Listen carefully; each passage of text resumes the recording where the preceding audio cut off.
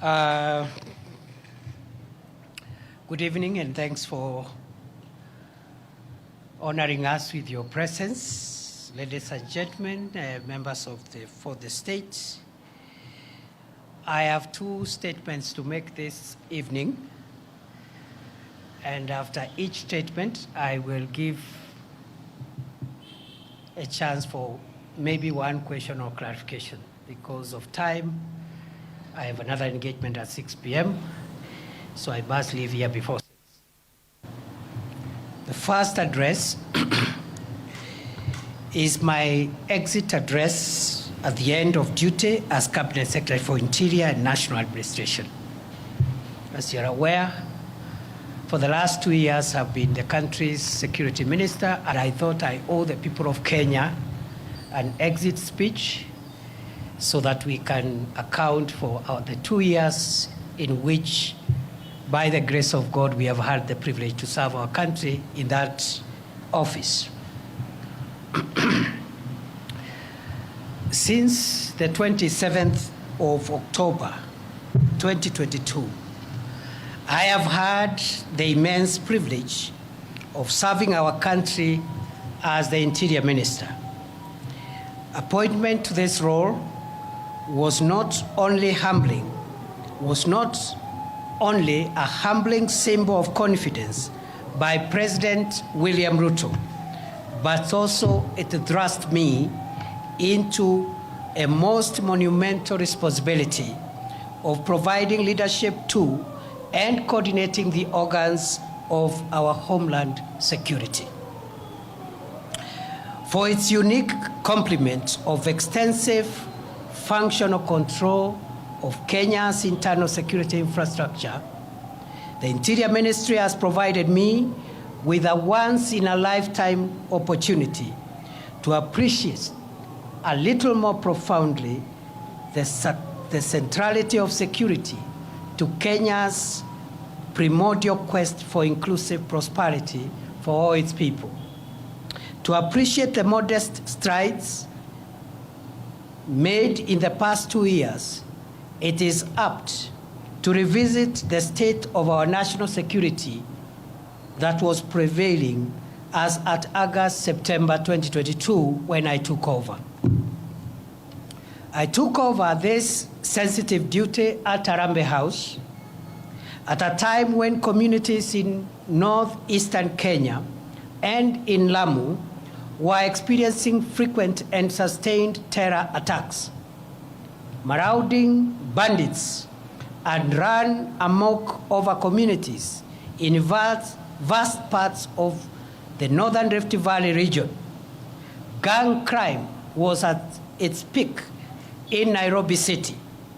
The Kenyan passport production and supply system had all but collapsed, and key homeland security organs were ill-equipped and in dire need of reforms and reinvention.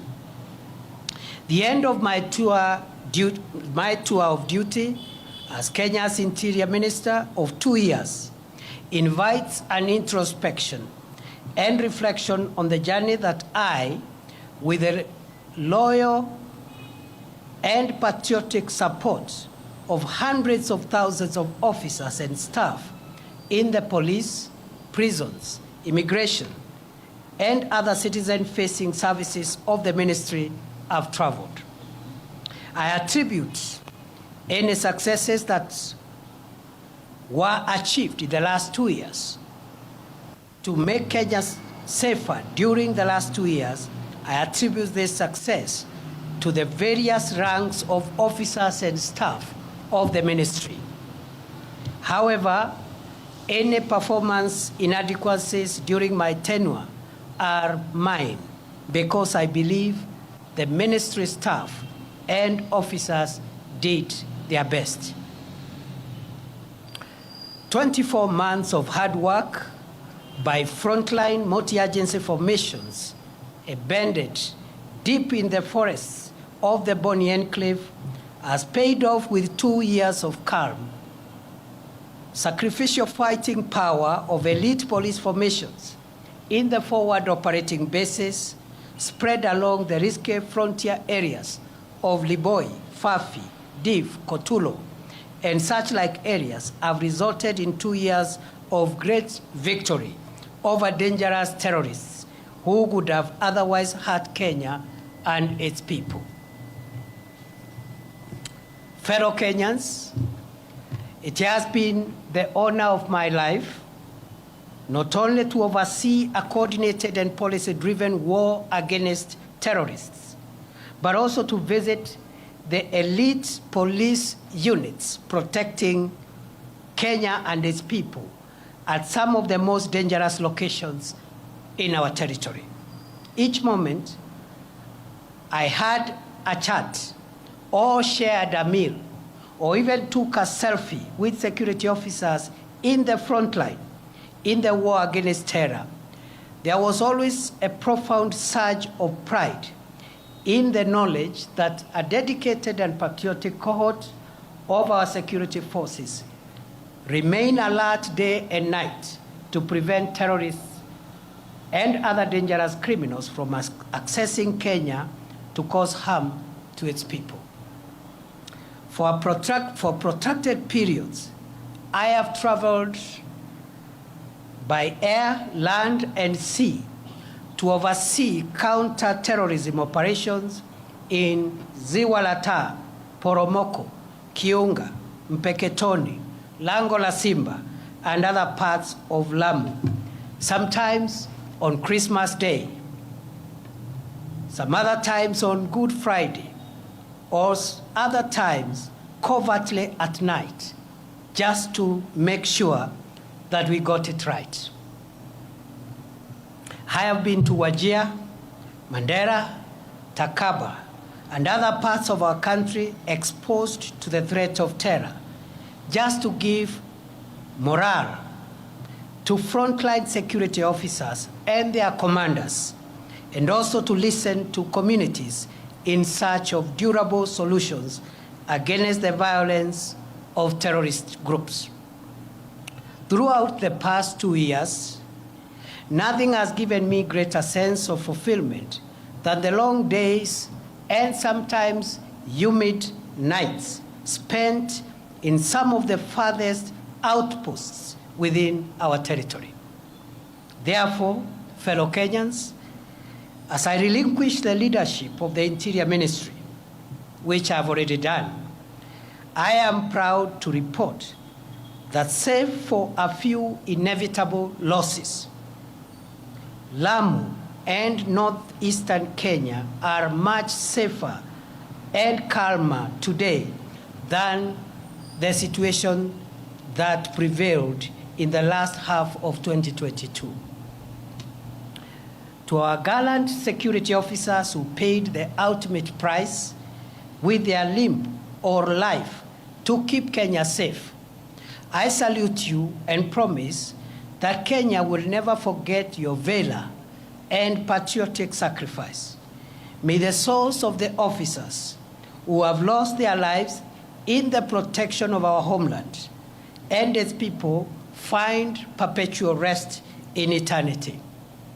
Equally, the memory of civilian souls lost through injury inflicted by terrorists will forever evoke our collective duty to keep Kenya free from danger, whatever its source. Fellow Kenyans, by the end of 2022, over 135 innocent Kenyans, including 20 security officers, had been killed by marauding bandits in parts of Baringo, Laikipia, Samburu, Turkana, West Pokot, and Elgeyo-Marakwet counties within a span of 6 months. During the same period, dozens of schools were closed, thousands of families were displaced, and public amenities destroyed by bandit gangs, some of whom converted school classrooms into permanent dormitories for bandit families. To arrest possible breakdown of law and order, a police-led security operation with the support of the military was declared on 13th February 2023. It has been 19 months of sustained war on bandits in the north of our country. The strategic decision to gazette as disturbed and dangerous remote and difficult terrain, gorges, escarpments, and caves where bandits retreated to hide after attacking, robbing, and killing innocent civilians proved to be the game changer. Heavily armed bandits were flushed out from these areas in a process that lasted several months.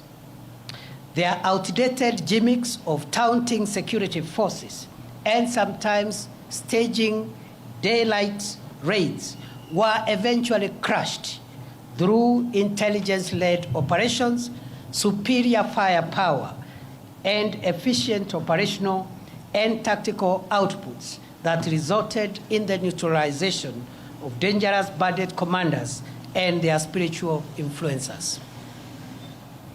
19 months after President Ruto ordered the most consequential security operation against banditry ever to take place in northern Kenya, the infrastructure that had sustained banditry for over 4 decades has been suppressed and dismantled. Bandit gangs and their enablers have been overpowered and scattered, despite occasional feeble attempts to resuscitate this dangerous crime against the people of Kenya. Scores of schools in Baringo, Samburu, Elgeyo Marakwet, Turkana, West Pokot, and Laikipia counties have been reopened. Mokogodo Forest, Sieku Valley, Burat Hills, Korkor, and Arabal Hills, Tandale Valley, Gelecha Valley, Malaso Escarpment, Kurkur, Pura, and other previous bandit hideouts are today pacified. As I relinquish the reins at the Interior Ministry, I am grateful to God, to the commanders and officers of various security agencies, and to the communities for their help as we look forward to sustaining the prevailing peace in these previously bandit-infested areas of our country. I will forever cherish the useful input of communities profoundly represented by the Under the Tree conversations I had with elders and residents at the foot of Arabal Hills in Baringo, the Kolowa Bridge at the intersection of Baringo and Elgeyo Marakwet counties, and in Lokori and Nadapal in Turkana County. I desire to live to see these parts of our country completely free from the terror of bandits and opened up for socio-economic development as Kenya marches into the future. The strides that we have made in the fight against terrorism, banditry, and other organized crimes received a shot in the arm from the Police Equipment Modernization Program, which was initiated in early 2023, following the orders of President Ruto to modernize the operational and tactical equipment of our security agencies. The 37 billion shilling 5-year program is underway, with 7.6 billion shillings already spent to acquire armored personnel carriers, mine-resistant, ambush-protected vehicles, personal protection equipment for the police, as well as sophisticated weaponry to provide enough firepower to protect our nation. Fellow Kenyans, by September 2022, our country's infrastructure for the production and supply of Kenyan passports had completely collapsed owing to the breakdown of printing equipment, huge supplier debts, and chronic corruption cartels that took advantage of the situation to extort money from desperate applicants. After many months of reorganizing and financing arrangements, as well as personnel deployment at the Immigration Department, I am proud to report that as I leave the ministry, the government has been able to acquire modern printers and all the pending supplier debts have been paid. The passport production and delivery waiting period has been reduced from more than 12 months in 2022 to 7 days at present. The backlog of 724,000 passports has been cleared, and the challenge now is to expedite the delivery process to clear the 85,000 uncollected passports that are ready. As I leave the reins of the ministry, I am proud to report that the corruption cartels of staff and members of the public that used to harass passport applicants have been dismantled, and 17 ringleaders, including immigration officers, are facing ongoing criminal prosecution. As I exit, I am convinced beyond doubt that the milestone of reducing the waiting period from the current 7 days to 3 days by the close of this year remain feasible. In the days ahead, we must confront and succeed in reforming the institutions of our national security. At the orders of President Ruto and in compliance with the Kenya Kwanza Manifesto, the process of reimagining and refashioning Kenya's security institutions began in earnest on 21st December 2022, when the Presidential Task Force on Reforms of the National Police Service, the Kenya Prison Service, and the National Youth Service was established. While the work of the task force took longer than expected due to the expansive terms of reference, its final report has already been presented to the President. And one of the last actions I took before I left the ministry was to gazette the National Steering Committee under the leadership of the Principal Secretary for Internal Security, with a mandate to ensure full realization and implementation of the groundbreaking proposals for reforming our police, prisons, and youth services to align them with the dictates of our progressive 2010 Constitution and the vision of underwriting the national ideal of securing Kenya from long-term internal and external security threats. Fellow Kenyans, throughout my tenure in office, I have benefited from direct support and encouragement of President Ruto. I thank him for giving me the privilege to serve my country as the Interior Minister for an uninterrupted 2 years. I am most grateful to the principal secretaries and officers of all ranks within the state departments and other agencies that fall under the Ministry of Interior for great teamwork, support, and encouragement.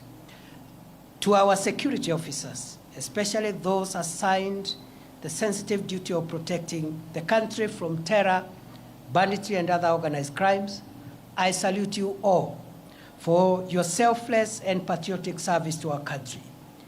I send warm greetings and best wishes to all officers, especially those in far-flung forward operating bases, our officers in the multinational security support mission in Haiti, as well as the ranks of the National Government Administration Officer System, the NGAO system, with whom I have developed close and cordial working relationships during the past 2 years.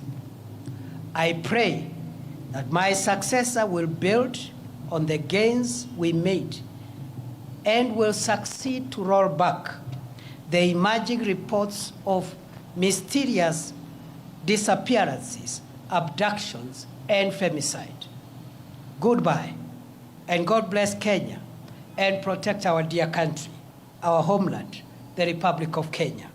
May we remain one nation of one people, united by our emblems, the map, the flag, and the national anthem of Kenya. Thank you.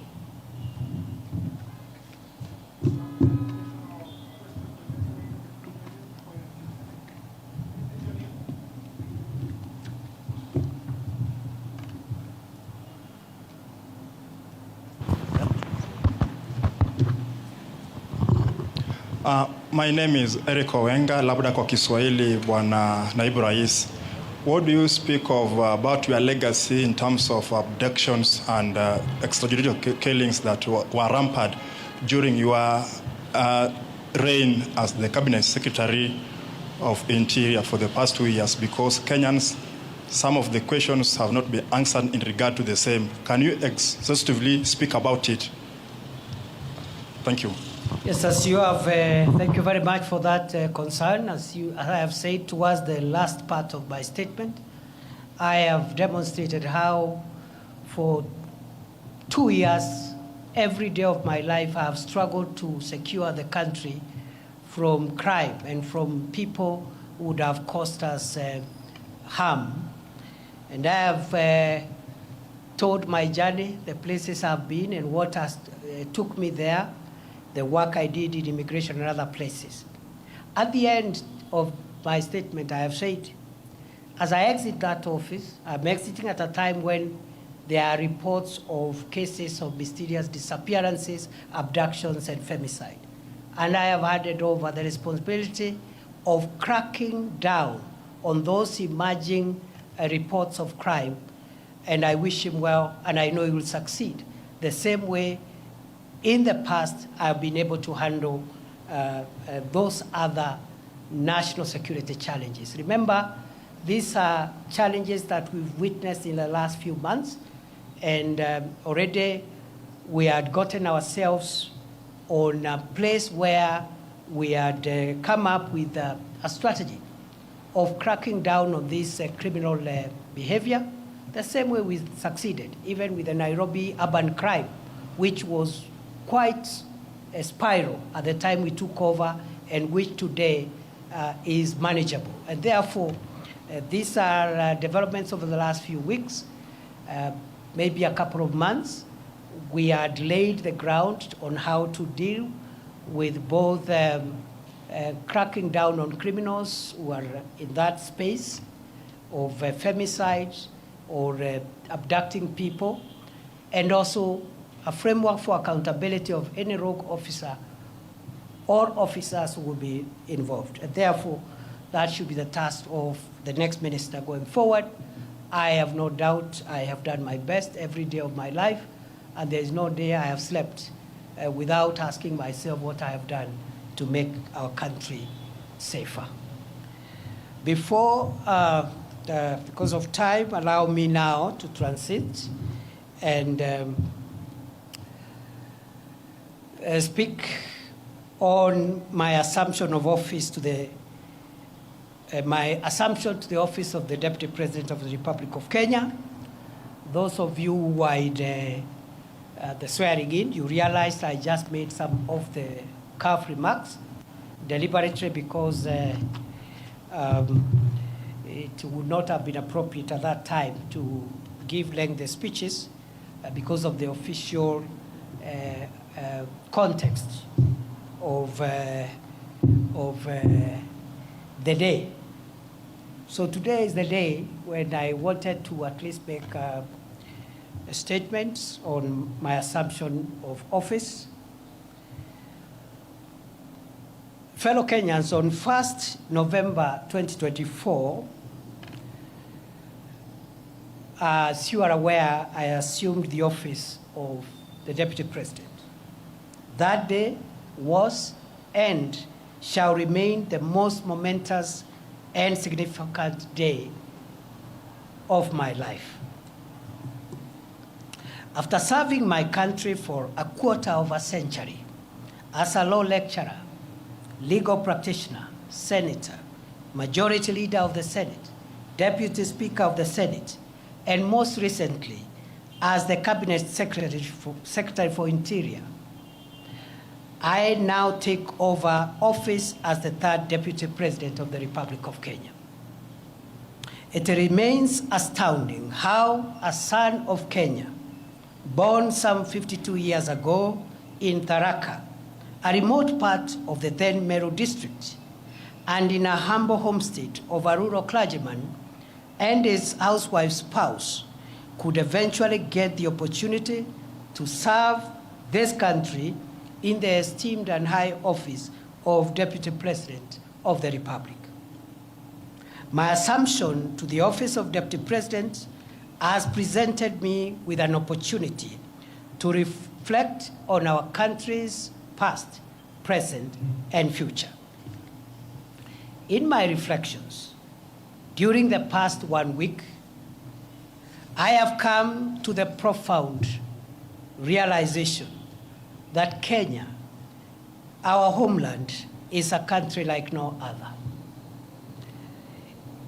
Its charm, the industry of its people, our fine weather, our culture, and our breathtaking topography are unmatched.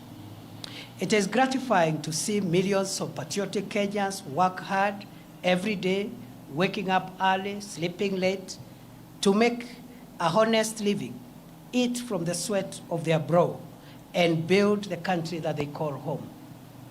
While it is true that formidable challenges confront us today, it is also true that we always find a way to surmount obstacles and protect our country and its people from the shocks of the modern world.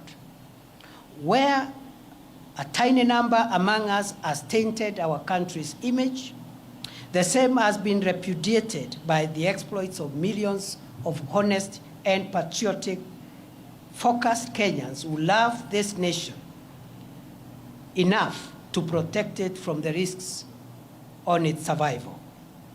Indeed, Kenya is a covenant country, blessed with an industrious people and an incredible array of natural resources requisite for the creation of wealth enough for all its people. We remain eternally grateful to the heroes and heroines who have ensured Kenya remains the blessed nation that it is. As we reflect on our challenges, let us capitalize on the jolting of these challenges to write a new, better, and brighter chapter for Kenya. We should heal our divisions, solidify our national unity, and pursue our country's goals as brothers and sisters, joined by the permanent bonds of our common heritage and our common future. I have had occasion in the past few days to ponder on how the orderly transfer of authority as called for in our Constitution takes place seamlessly in our country. I realize that my ascent to the office of Deputy President has taken place on the back of a hotly contested constitutional process. For weeks, the country was glued to parliamentary and judicial events whose completion is a testament, or was a testament, to our country's democratic credentials and the integrity of our constitutional institutions. I am humbled to be of service to this country as its Deputy President, and to formally take the reins to support and assist President William Ruto and the team he leads towards the realization of his vision to deliver the transformation of Kenya. It is an honor to serve my country at such a time as this, when Kenya is moving forward and upwards to the heights that our forefathers envisaged when they fought for the establishment of our republic. The founders of our nation and those who fought to make us a free people triumphed over the oppressive chains of colonialism, not only because they worked hard for it, but because they remained united. Today, as in the past, the quest for national unity is undeniably the most profound aspiration animating our national conversation. Why? Because we are coming from a rough patch where we had been enthralled in a rather unfortunate conversation about distinction, difference, and division. At a time when the country desperately requires a rallying call to pull together to steer our nation to greatness during these challenging times. Koitalel Somoei, Dedan Kimathi, Mekatilile wa Menza, and later Jomo Kenyatta, Ronan Ngala, Oginga Odinga, Masinde Muliro, and many others worked hard to set free the whole of Kenya, not parts of Kenya where they were born or raised. They refused to see themselves as liberators of their places of birth, choosing instead to consider themselves as brothers and sisters connected by the common past of their ancestry and the shared future of the generations that would come after them. We learn from these gallant sons and daughters of Kenya that for us to defend our freedom, sovereignty, territorial integrity, and economic transformation, for us to overcome inequality, poverty, and the need in our midst, we must harness and aggregate the collective daily struggles of ordinary Kenyans for our common good. For the aspiration of forging a united Kenya to materialize, we must accept each other, recognize our equality, accept that diversity and difference among us are for building rather than destroying us. A united nation is better equipped to deal with the challenges and overcome the obstacles we face in an increasingly complex, unpredictable, and insecure world. Kenya's viability is guaranteed only if its diverse components and segments converge in pursuit of common ideals, notwithstanding our linguistic, ethnic, religious, or political orientations. As I assume the functions of the esteemed office of the Deputy President of Kenya, I pledge to support and assist President Ruto to canvass, defend, and accelerate national unity, but also to canvass, defend, and accelerate the implementation of the bottom-up economic transformation agenda on which his administration was elected 2 years ago. I will work with my colleagues in the cabinet, as I have done in my previous role during the past 2 years, as we look forward to opening a new chapter in our collective effort to deliver the economic transformation and empowerment of the people of Kenya to realize better standards of living. The government has made significant strides towards the transformation of our food security situation, health, education, as well as stabilizing spikes on prices of essential household commodities since September 2022. The government's resolve to introduce a higher education funding model that is student-centered and to roll out universal health, affordable housing, and other initiatives require constant communication for public buy-in, input, and feedback in the spirit of a people-centered delivery of our country's development agenda. I have no doubt whatsoever that well-crafted public-private partnership projects are essential for the realization of strategic public sector infrastructure development projects and will cushion our country from incurring unsustainable debt for financing our country's development needs. As we pursue Kenya's economic transformation and strengthen the bonds of our national unity, now is the time to ask every citizen to introspect on their contribution towards the actualization of the Kenya we all want to live in.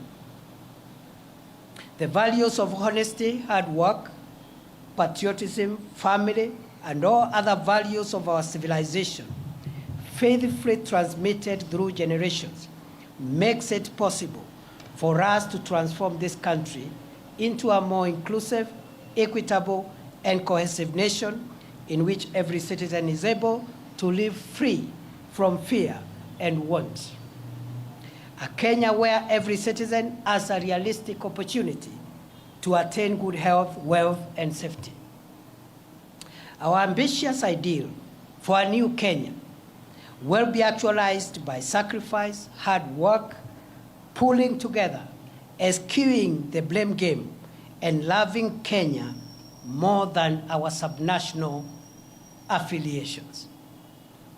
It is possible to converge our diverse subnational interest into broad collective national interest as the surest way of realizing Kenya's viability as a solid, respected, competitive, devolved, modern, democratic, plural society able to assert itself in the world for centuries to come. Only a country of opportunity that Kenya is can cause the little village of Irunduni, tucked in the outskirts of the unassuming hamlet of Mukodhima in semi-arid Tharaka, to produce the country's deputy president. I grew up in a competitive environment, learned to manage scarce resources in a large family of 9 siblings, raised by peasant parents, and introduced to the values of respect for others and respect for authority, the love for God, and the love for country, considering other people's needs before my own needs.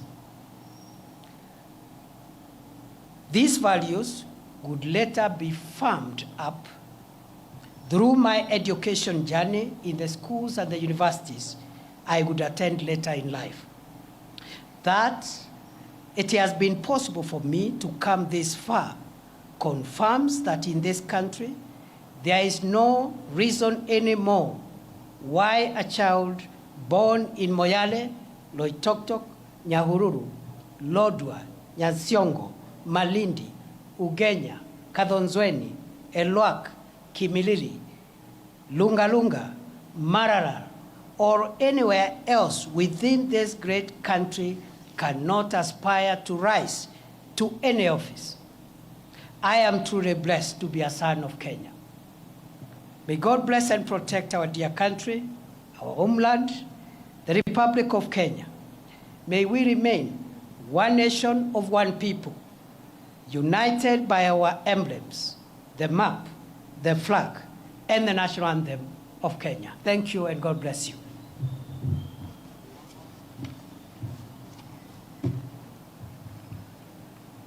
I'll take maximum 2, please.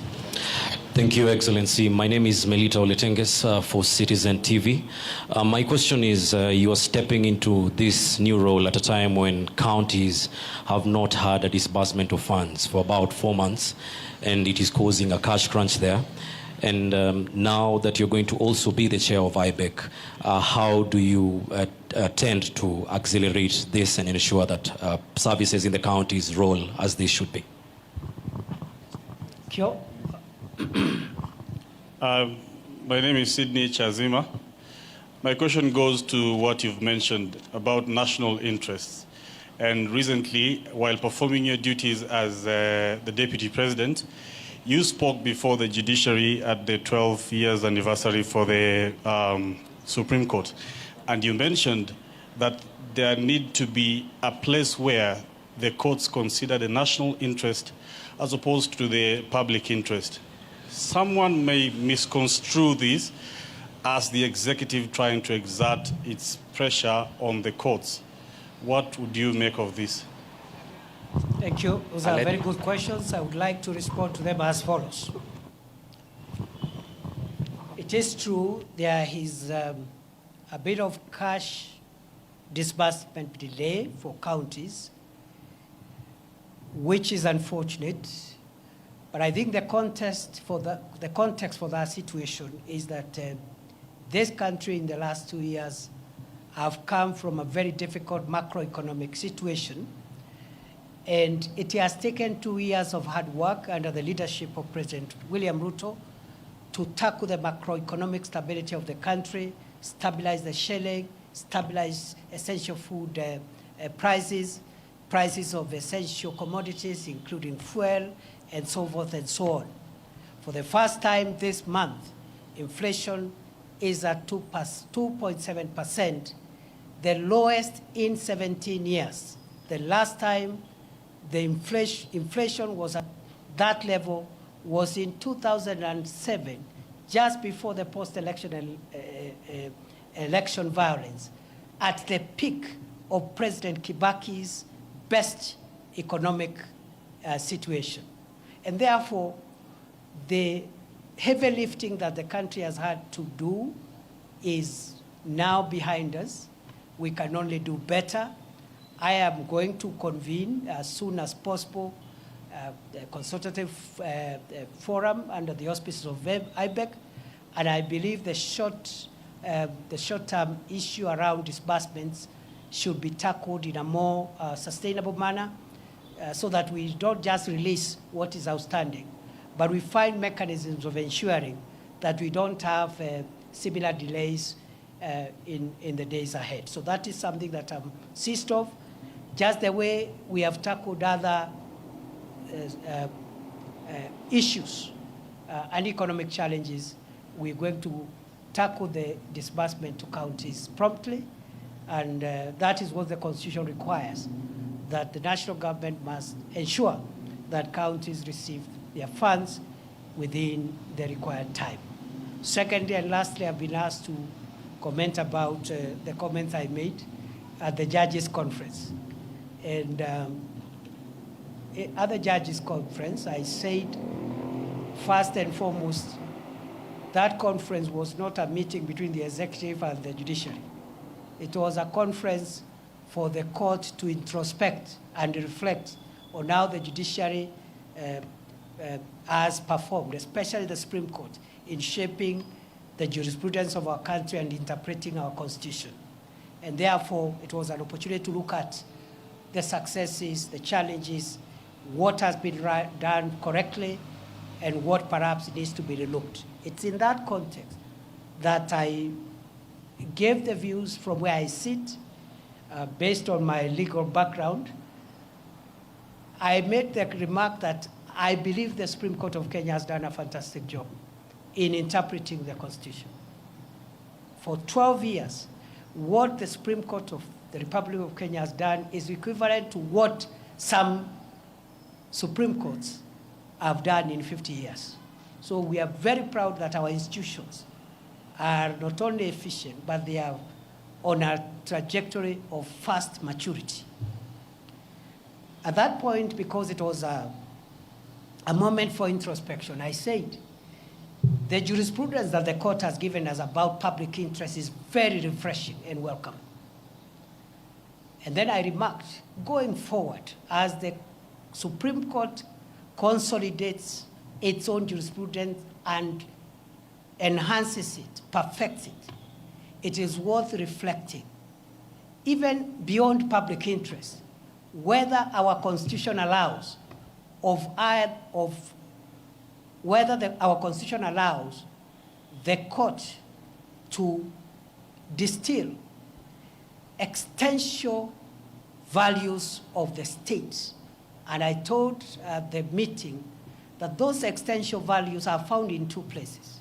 One in chapter 1, which is the foundational chapter that establishes our country, defines what Kenya is, the map, the territory, the coordinates, and the fundamental principles, including devolution. And then chapter 14 on national security. Article 238 in particular contains some elements of what one would call existential and primordial elements of the existence of Kenya. That Article 238 says that there are certain core interests of Kenya that must be protected. And that's why the organs of national security are established, to make sure that Kenya does not disappear. It survives. Territorial sovereignty of Kenya. That's why our KDF will do whatever it takes to make sure that other nations, enemies of Kenya, don't overrun us. The territorial integrity of Kenya, that no foreign country can violate our airspace, our land, or our sea space. And then it goes on to discuss a few other essential, very, very critical foundational interests of the nation. And so what I was asking, I said maybe the courts needs to think whether we can have a hierarchy of national interests. The general public interest on everything else, and very basic and existential interest on which the survival of the nation rests. Because, for example, when we have had, for example, challenges in allowing the people of Kenya to exercise their rights, which are protected in the Constitution, we have seen, for example, that that right, for example, need also to be balanced in the need to protect the country and constitutional institutions. Because we saw an attempt to violate the Chief Justice's chambers by people who are expressing their rights, which is correct. But you see, if you destroy the emblems that makes the state to exist, burn down parliaments, you know, those are extreme measures. And all what I said, just to be brief, I was not prescribing. I was just asking the judges to provide leadership, as is their mandate in the Constitution, to tell us whether there is a hierarchy of interests. Because the other commercial issues, the public interest is easily discernible. But sometimes there could be a conflict between what is popular or what the public is saying and the existence of the state. And I provided evidence at chapter 1 of the Constitution, which is the foundational principles, and Article 238 that tells our organs of national security to protect the borders of Kenya, to protect the existence of Kenya and its institutions. That balance the court should help us to interpret. I know I've spoken a lot of English, but that's what it is. I wish you well. It is good to see you. We are going to have regular interactions. On a light note, you know, the other job was a bit constraining because of the operational support that required me to be where action was taking place in terms of defending the country's vital interest of homeland security. But with a new role, I'll be much more available. We are open to the input of the people of Kenya. We are open to even positive criticism from the media, from civil society, so that we can all converge our various views and opinions on how we can build a stable, solid democracy called Kenya. Asanteni sana, Mungu awabariki.